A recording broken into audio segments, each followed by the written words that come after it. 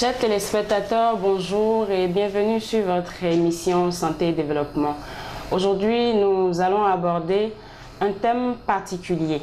Particulier parce que nous voulons accentuer nos réflexions sur la fatigue. La fatigue surtout au niveau du volant pour éviter les cas d'accident que nous avons souvent, qu'on aurait pu éviter. Nous allons accueillir le docteur Agon qui est une fois encore avec nous pour nous dire comment reconnaître par exemple les moments pendant lesquels nous sommes fatigués. Docteur Agon, bonjour.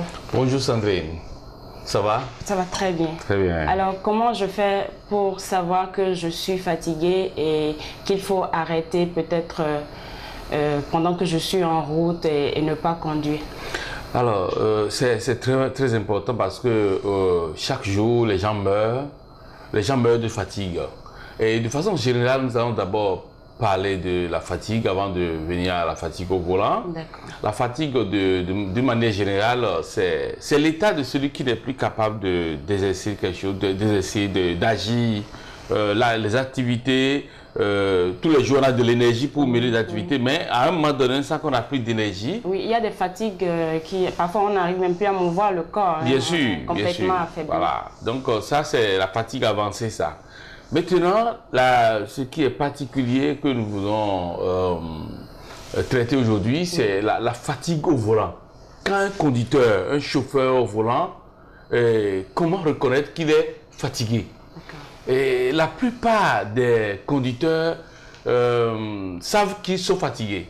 Mais les passagers ne savent pas que le conducteur est fatigué, le chauffeur fatigué. Donc si je prends un taxi par exemple, oui, je dois aller vers le chauffeur et voir, qu'est-ce que je dois voir pour... Non, ce n'est pas le voir lui-même d'abord. C'est quand il est au volant en train de circuler, oui, il y a des manifestations, il y a des symptômes et qui sont très visibles. Oui, parce que quand il circule, je suis déjà dans le taxi. Non, avant. Oui, c'est en étant dans le taxi que tu remarques. Ah, d'accord. Alors, le premier signe de fatigue, quand vous avez un conducteur, un chauffeur, il est au volant, il est en train de circuler, et il est en train de courir sur la route, là.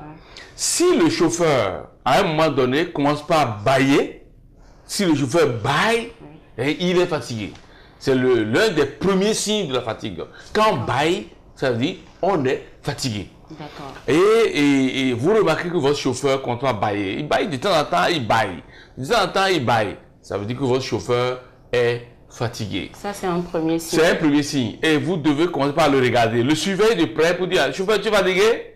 Il va dire, ah non, je ne suis pas fatigué. Non, ne le croyez pas. S'il baille encore, il va faire l'effort même de cacher cette manifestation de la fatigue, et il faut le suivre. Parce que si le chauffeur dort au volant, vous êtes mort. Vous devez éviter que votre chauffeur, votre conducteur dorme au volant. Donc, quand le chauffeur bâille, se met à bâiller de temps en temps, le chauffeur est fatigué.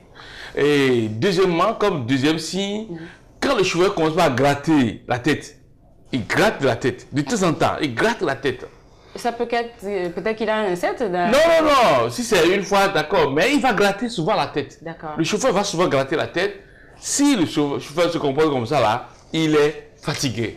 Vous devez commencer par lui dire, mais tu grattes la tête.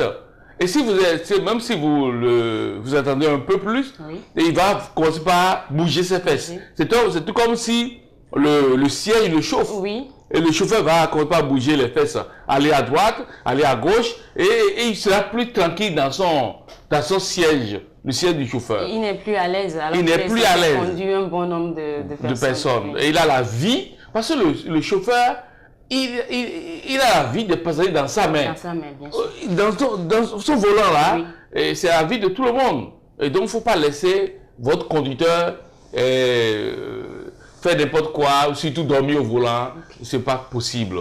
C'est pourquoi ce que je dis maintenant va sauver la vie à beaucoup de personnes. C'est sûr, oui. Donc, quand le chauffeur commence à bouger ses fesses en avant, à gauche et à droite dans son siège, il n'est plus bien. C'est-à-dire qu'il est fatigué. Et il faut lui dire, mais tu es fatigué, pourquoi tu bouges de temps en temps? Oui. Et si vous remarquez bien, et quand il bouge de gauche à droite dans son siège, il bâille. Et l'autre signe qui est percutant, il va tenter faire comme ça. Le chauffeur. C'est tout comme s'il ne voit plus bien, quoi. Oui, Et il va faire ça. Il commence à faire ça, c'est-à-dire qu'il ne va plus bien. Oui. Quand le chauffeur commence pas à se débarbouiller, et sans eau, ça veut dire que c'est inquiétant, il y a un problème. C'est un signe majeur de fatigue. Et quand vous l'observez toujours, le chauffeur, j'ai dit qu'il se met à bailler, à gratter la tête, à bouger de gauche à droite dans son siège. Maintenant, il va commencer pas se débarbouiller sans eau. Sans eau. Ça veut dire qu'il passe la main dans son visage, dans sa figure comme ça là. Ça veut dire qu'il y a un problème, il ne voit plus bien. Il ne voit plus bien. Et le cinquième signe, vous allez voir le chauffeur, et la route est là, mais il va commencer par s'abaisser pour ouvrir grandement les yeux, tout comme la route. Tout comme s'il ne voyait pas bien la route. Il va ouvrir grandement les yeux et il va chercher la route, alors que la route est là. C'est lui qui n'est pas là. Voilà. Donc, quand le chauffeur se met à ouvrir grandement les yeux, à chercher la route, et si vous le remarquez bien, quand il se met à chercher la route, comme sixième signe, il va tenir le volant, tout comme si le volant allait l'échapper. Oui. Et il tire le volant, tout comme le volant allait l'échapper, et il ouvre grandement les yeux, et il baisse la tête.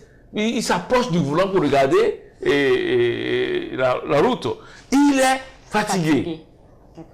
Si vous ne le réveillez pas, si vous ne lui dites pas, non, arrête-toi un peu pour dormir si tu es fatigué, il va continuer, il va montrer que non, lui, il est un grand conducteur. Il conduit depuis des années, et que vous n'avez rien à lui conseiller.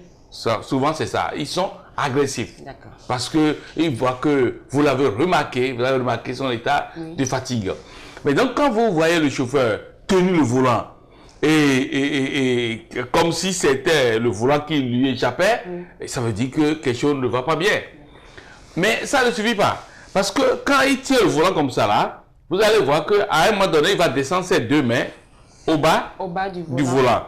Et en ce moment-là, il veut dormir. Carrément. Oui, il veut dormir. Il est là, les yeux ouverts, mais il va dormir parce que il descend ses deux mains comme ça là. Et vous allez voir, et comme huitième signe, il ne va plus accélérer. Il commence à soulever son pied de l'accélérateur et le véhicule va commencer à ralentir de lui-même. Et si vous ne le réveillez pas, vous allez voir comme neuvième signe, le véhicule va commencer à bouger, aller à droite, à gauche, et il va se réveiller. Il gratte la tête. Et il se remet encore dans son état, et il tient bien. Ou bien il va tousser. Et comme dixième signe, si votre chauffeur commence à chercher un cuit-dent, et qu'on doit chercher un cuit-dent dans le véhicule, arrêtez-le. C'est la catastrophe. C'est la catastrophe. Il faut l'arrêter. Il faut arrêter le chauffeur parce que il faut lui dire non, il faut dormir, il faut t'arrêter pour dormir, sinon moi je descends du véhicule. Insistez parce que si vous n'insistez pas, le chauffeur va casser votre vie. La plupart des passagers dans un véhicule assistent à la réalité de la fatigue du chauffeur. Mais on ne réagit pas. On dit il est chauffeur. C'est son métier. D'accord. Oui, on dit c'est son métier. Non, son métier n'est pas de vous détruire, n'est pas de vous tuer. Et vous n'êtes pas monté dans son véhicule pour aller mourir.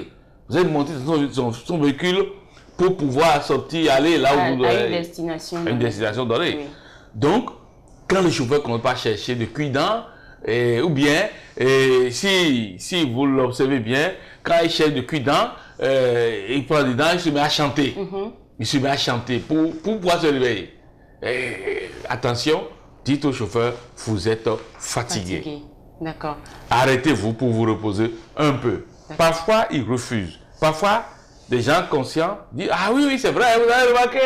Et puis, il s'arrête, et puis il va dormir un peu au volant. Laissez-le dormir un peu. Il fait 10 minutes ou 15 minutes de sommeil là, il sera totalement réveillé. Totalement réveillé au volant.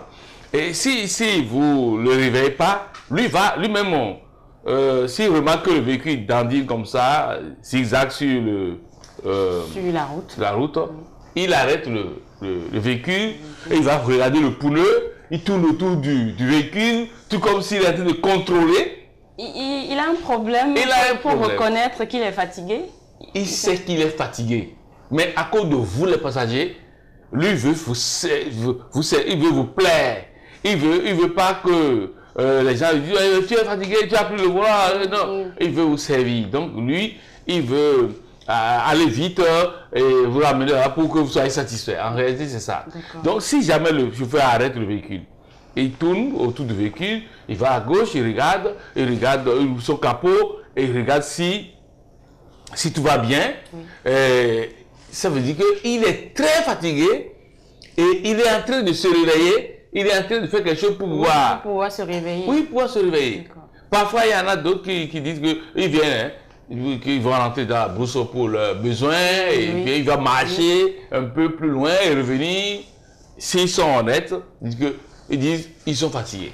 Mais la plupart du temps, ils ne disent pas qu'ils sont fatigués. Oui. Quand vous dites que le chauffeur peut sortir du véhicule et il arrête le véhicule. Il arrête et il va peut-être dans la brousse pour dire qu'il veut aller faire ses besoins. Par exemple, c'est bien de faire ça comme ça, non? Oui. C'est parce que... Non, c'est pas très bien. Bon, parce qu'il faut qu'il dorme. Dans ce cas... Il faut qu'il arrête le véhicule. Quand il a arrêté là, il faut qu'il s'excuse. On pose la tête sur le volant. 10-15 minutes là, on dort. Et on se réveille. Moi qui dis ça là, j'ai fait les grandes routes.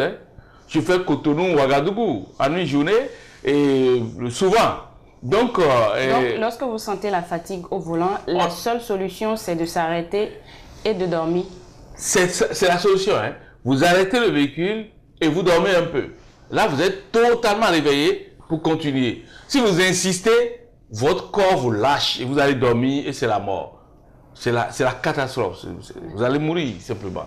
Donc, il faut toujours veiller sur le chauffeur, c'est votre conducteur, pour qu'il ne vous tue pas. Pour qu'il ne vous tue pas. Parce que, au-delà de la fatigue, si l'incompétence aussi se mélange, c'est grave. Donc, déjà, vous êtes en danger si vous êtes dans un véhicule. Chaque fois qu'on est dans une voiture, on est en danger. Tout comme on est dans un avion, on est en danger. C'est un danger d'être dans un véhicule. C'est nécessaire. Aujourd'hui, c'est obligatoire pour tout le monde de se déplacer.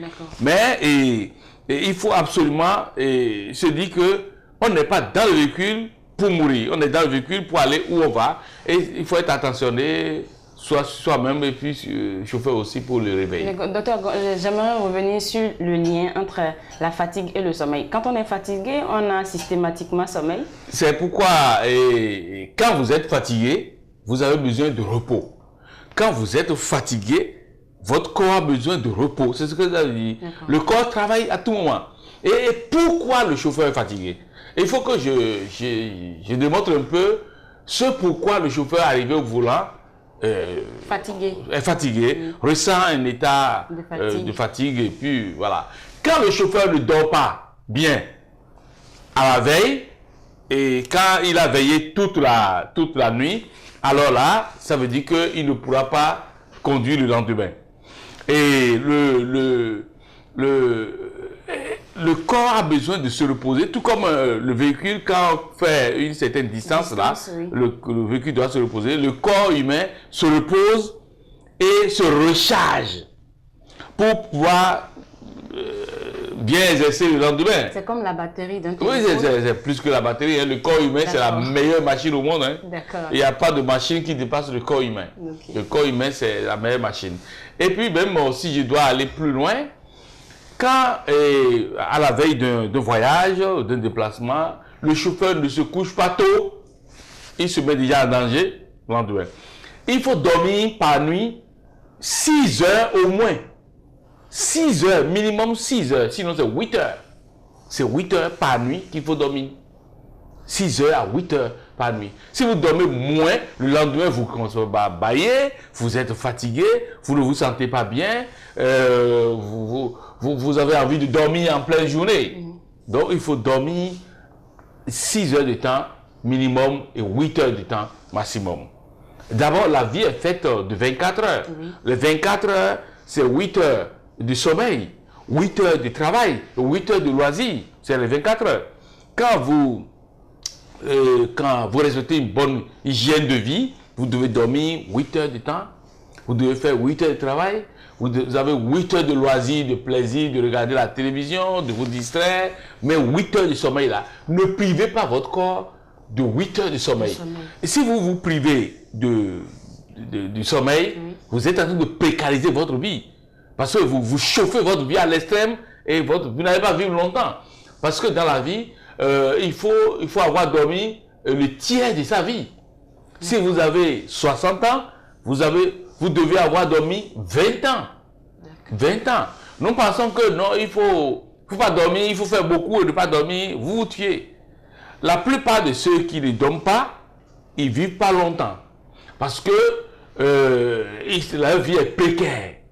Et il faut dormir, je le répète, je l'ai toujours dit ici, il faut dormir dans l'obscurité totale, dans le noir complet. Parce que c'est dans le noir complet que votre tête fonctionne. C'est-à-dire la partie du cerveau qu'on appelle épiphyse, qui produit l'hormone du sommeil qu'on appelle la mélatonine, c'est quand il y a obscurité que cette partie du cerveau fonctionne. Donc lorsque vous dormez sous avec la lumière, je veux dire... Vous privez du fonctionnement de cette petite glande qu'on appelle glande pinéale. Même si vous avez respecté les 8 heures, vous pouvez être fatigué. Vous serez fatigué parce que vous n'avez pas le carburant qu'il vous faut dans la journée, dans votre cerveau, dans votre corps. Il faut dormir dans l'obscurité totale pour permettre à votre cerveau de produire, c'est-à-dire l'épiphyse, de produire je parle de la glande pinéale. C'est une glande qui est derrière ici, dans la nuque là. Cette glande produit une hormone qu'on appelle la mélatonine, la nuit. Et c'est cette hormone qui vous fait dormir, qui vous repose et qui vous conduit dans le sommeil profond, où votre cœur se repose et tout le cerveau se repose, tout le corps se repose et vous êtes rechargé pour être encore efficace le lendemain. Mais quand vous ne dormez pas dans l'obscurité totale, ou bien quand vous dormez avec des appareils branchés autour de la tête et avec une pollution électromagnétique, c'est-à-dire des ondes électromagnétiques qui tournent autour de votre tête là, vous ne dormez pas, vous ne produisez pas la mélatonine. Votre glande là ne fonctionne pas. Et si elle ne fonctionne pas, alors là, si elle a la lumière, elle produit une autre hormone qu'on appelle sérotonine. Et la sérotonine vous met en éveil. Et vous produisez la sérotonine la nuit, vous produisez la sérotonine le jour, vous devenez fou. Parce que le fou ne dort pas. Le fou ne dort pas. Quand vous ne dormez pas du tout, vous devenez fou. D'abord, vous êtes surmené et vous allez commencer par perdre le contrôle de vous-même. D'accord. À part le sommeil qu'il faut respecter, mais c'est ça le fondamental. Hein. Il faut vraiment dormir. Si vous ne dormez pas, vous êtes sûr que vous allez... si vous montez au volant, vous allez vous tuer. Mais au-delà du sommeil, il faudrait que le chauffeur, à la veille de s'il y a un long voyage à faire, par exemple, moi je quitte le Bénin pour aller au Mali ou bien aller à Ouagadougou, au Burkina Faso, et le lendemain, on mange léger.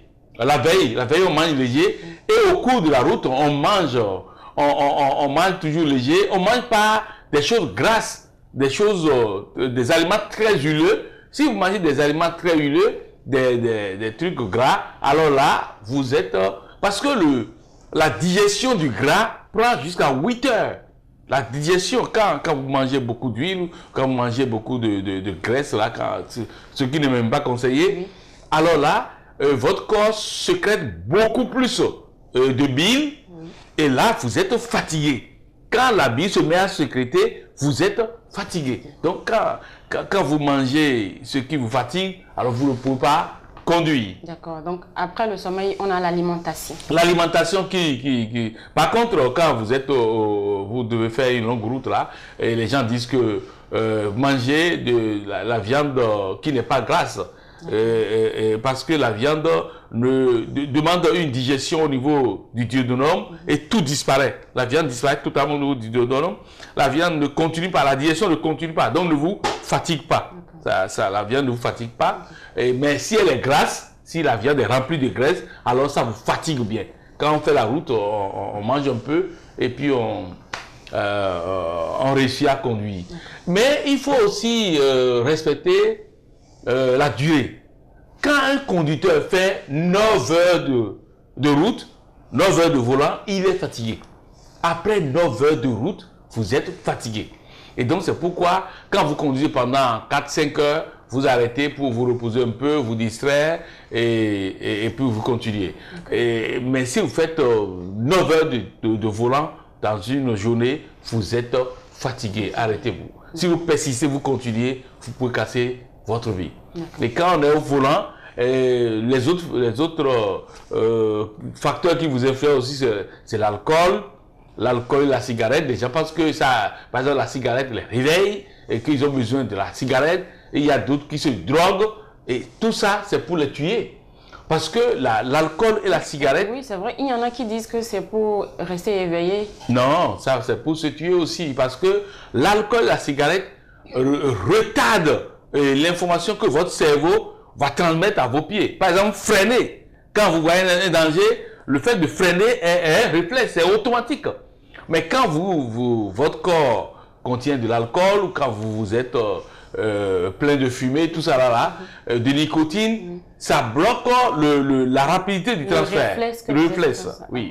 Donc c'est ça. Tout ça pour dire, surveillons notre vie, soyons éveillés, sinon, quand on monte au volant avec la fatigue, on va mourir.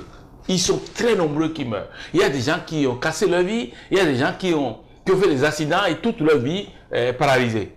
C'est pourquoi il faut absolument veiller sur le chauffeur qui vous conduit. Il faut avoir l'œil sur lui et ces signes que j'ai cités ici, là, quand vous commencez à remarquer ça, 2, 3 de ces signes-là, le chauffeur, tu es fatigué.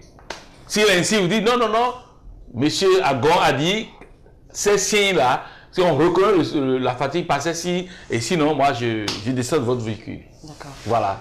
Donc, nous avons tous les éléments qu'il nous faut par rapport à... Je peux rappeler, rapidement pour qu'on puisse garder ça comme des conseils. Premièrement, si le chauffeur, votre conducteur, se met à gratter la tête, à bâiller, à bouger ses fesses, tout comme si son siège est devenu chauffant, il bouge ses fesses à gauche, à droite, et s'il ne commence pas à baisser la tête pour regarder la route, s'il ne commence pas à se débarbouiller, passer la main dans son figure, dans sa figure du moins, excusez-moi, et dans son visage, il commence à passer la main comme ça là, il commence à ouvrir les yeux, et il commence par tenir le volant, comme si le volant lui échappait, et après les mains tombent au bas du volant, alors qu'il faut tenir le volant 10h, 15h. Le volant, c'était, quand c'est un cadran, c'est comme c'est un cadran, c'est 10h, 15h. Et il tient le volant en bas, ça veut dire que c'est un mauvais signe. Et quand il commence à chercher de cris dents, ou quand on va chanter, ou quand le véhicule commence pas à dandiner, arrêtez le chauffeur. Ou si le chauffeur lui-même s'arrête pour aller tourner autour du véhicule, regardez, c'est qu'il a sommeil. Et vous devez lui dire, dormez un peu et on va continuer. Il est donné aussi des conseils pour que le chauffeur ne se réveille pas fatigué. Oui. D'accord. Voilà. Merci beaucoup. Ben, c'est un plaisir. Merci. On espère vous revoir la prochaine fois pour d'autres informations par rapport à... Pour la fatigue, nous allons continuer même l'émission sur la fatigue parce que nous avons fait la fatigue au volant aujourd'hui. Nous allons montrer dans une émission prochaine que quand on est fatigué, c'est le cœur humain aussi qui est fatigué. C'est votre cœur qui est fatigué. Donc on va partir de la fatigue au cœur. Et montrer combien le cœur est important parce que c'est le seul moteur qui bouge dans l'homme. Et si vous êtes fatigué, ça veut dire que votre cœur est fatigué. Qu'est-ce qu'il faut faire? Que faut-il faire pour éviter précariser son cœur? Éviter mourir tôt. Parce que beaucoup de gens ne respectent pas l'hygiène de la vie. D'accord. Oui. Voilà. Merci beaucoup. Chers téléspectateurs, merci de nous avoir suivis. Merci de rester toujours fidèles à cette émission. Vous avez compris, avant qu'on ne revienne sur le cœur, avant qu'on ne sache ce que la fatigue pourrait causer sur notre cœur, on doit retenir qu'il faut bien dormir, déjà pour éviter la fatigue, surveiller son alimentation. Très souvent, quand on est aussi dans un taxi, par exemple, il faut savoir observer le chauffeur pour connaître ses moments de fatigue, pour pouvoir l'arrêter à temps pour éviter nos accidents.